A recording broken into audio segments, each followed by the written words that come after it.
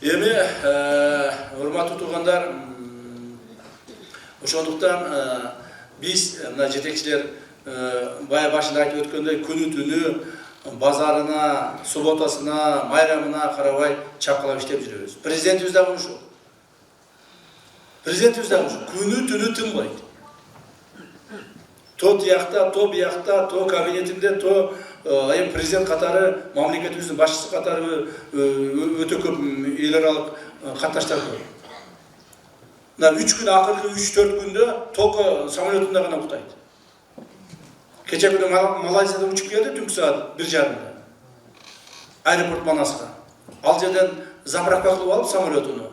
Кайра ошонун үйүнө барбастан ошол эле Манастан самолеттен чыкпай туруп кайра учуп кетти Минскиге.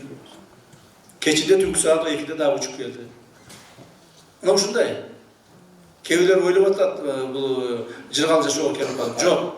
Ошондуктан жергиликтүү бийлик органдары, барлык мамлекеттик чиновниктер ушундай кылып иштешиңер керек. Күнү түнү, же суббота воскресенье бирин көлгө, бирин тоого, бирин отпуск алып туруп, чет өлкөгө чыгып кеткендерди көрбөйм.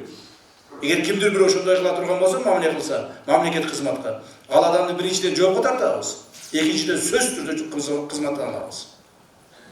Мына ушул боюнча дагы катуу көзөмөлгө алгыла, Досмамбет, уктуңузбу? Жалал Абад облусу боюнча.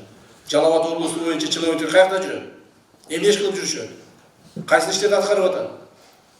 Же болбосо кабинеттен чыкпай, ошол бийлигине ошол жүргүзгөн кызматына мас болуп жүрөбү? Ушунун баардыгын текшергиле керек. И мага постоянно отчет берип тургула. Отуруңуз. Биз ушундай гана мамиле менен мамлекетти көтөрө алабыз туугандар. Мен түшүнөм. Мен эми баягы министр здравоохранения эмесмин, министр социального развития эмесмин, министр МЧС эмесмин. Мен улуттук коопсуздук мамлекеттик комитетинин төрагасымын.